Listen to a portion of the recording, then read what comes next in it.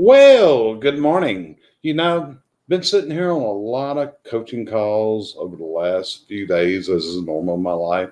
Also, been doing a lot of SWAT meetings. And what a SWAT meeting is where we go out and facilitate a meeting with the leadership and the members of the teams at a lot of companies around the country. And I came to a conclusion, and something just hit me the other day. And I think it was because I was putting up and rearranging a lot of items out of my own history. It was things like code books, articles, photos, all kinds of artifacts. And all of a sudden, it made me start thinking back to my younger days. And in my younger days, when my grandparents were living and my parents were living, I remembered how they actually became hoarders in many ways. And why did they become hoarders? How did this happen? What transpires in people to do this? It comes from a time of shortages. Because as I look at that, these were people that grew up in a distinct period of life in the United States of America. And this was in the Great Depression in the 30s and in World War II when they were items rationed and where there were shortages. I could still remember, and maybe you remember this, when people saved aluminum foil. Do you ever remember walking into your grandmother's kitchen and she never threw away aluminum foil, never threw a lot of other things away? They kept everything. Why did they do this? Because of these shortages, because of this rationing. And then I thought back into the 1970s when our country went through an energy crisis that actually started the hearth and the chimney service business, of which I've been pleasured and honored to be a member of for quite a few years now. And what drove that was a shortage of energy, a shortage of gas. And I remember sitting in line at gas stations. I also remember when I could only buy gas when it was my day because we were allowed to buy gas based on if our tags were an odd or an even number. And why did this happen? Because of the shortages. And as we keep moving forward, I know today that this has affected me that I never let my own gas tank get below a quarter of a tank. Why? Because it's inbred into me that if you get too low, you may not be able to find any. It's also inbred because I've driven in areas where there were no gas stations, such as Death Valley and other places where you better be prepared. I've driven through areas of the country where there were no convenience stores, nowhere to stop and get something to eat or drink. I can still remember when I drove through the Redwood Forest in Northern California. I can remember being broke down on the road and not having anything to drink with me. And that's impressed on me that every time I fly into an airport before and I get my rental car, the first thing I do is stop at the first convenience store, the first gas station I can find and get a drink. But to see in today's world, business has become overwhelming. And what's happening is we don't value the business that we often have as we should. And what this means is we're not as serious many times about our presentations to our customers, our sales efforts, and our sales follow up. Why?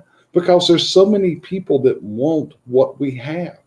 And as people want what we have, it puts a feeling into our workforces of of a lack of the culture we need to do the things we need to do to move to that level that we all aspire to go to. And as I look at this, I even look at my own home today because Cheryl and I have went through some pretty massive work here. And we've had a lot of different crews in our house doing all kinds of different things. We've had painters, we have had contractors, we've had different contractors in. Right now, we're having a heating system that is needing to be replaced being done. And as I've watched these crews, and I've got one right outside my office door right now. If you listen, they're really quiet in there. And what they're doing is they're doing the job. They are extremely polite. They are courteous.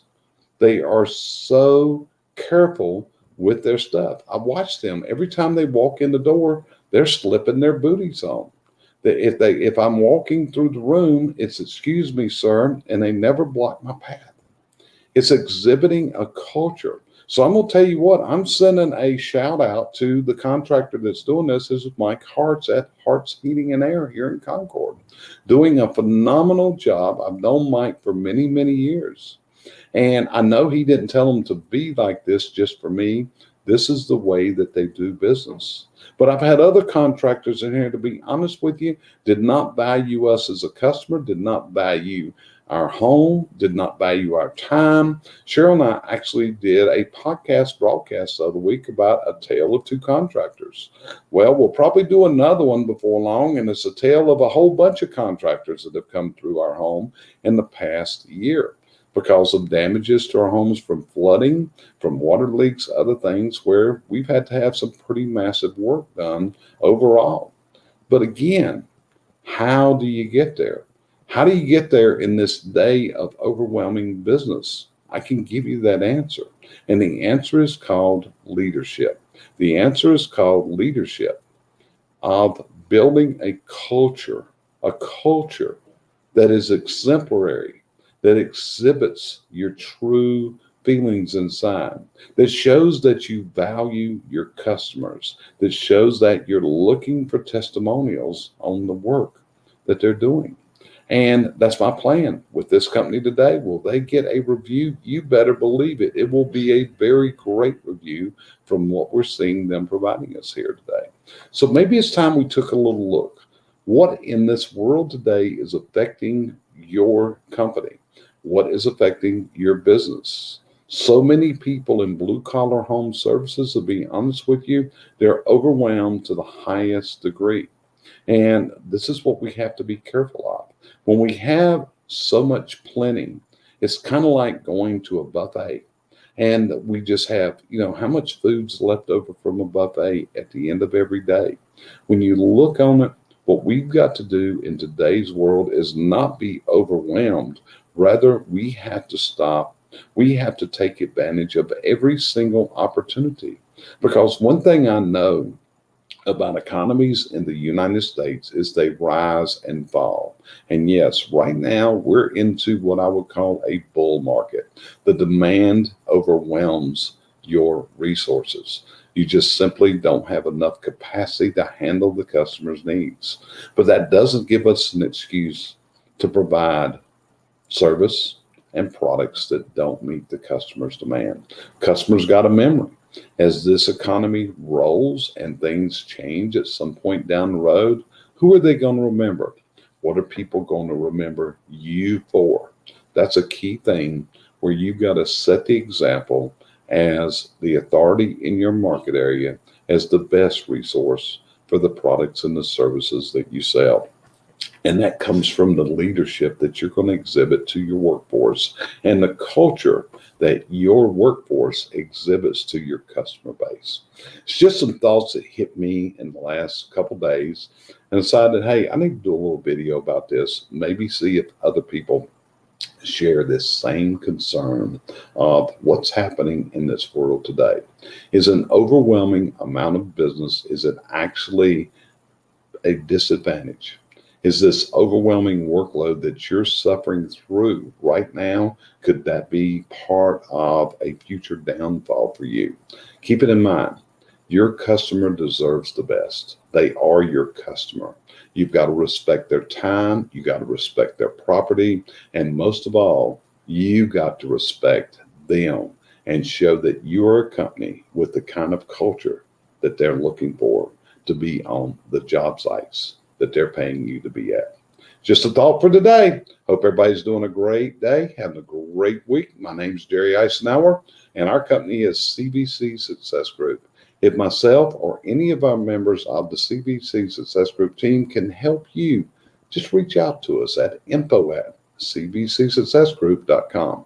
Look forward to hearing from you down the road. Let us know how we can help you turn your business dreams into your business realities. Talk later.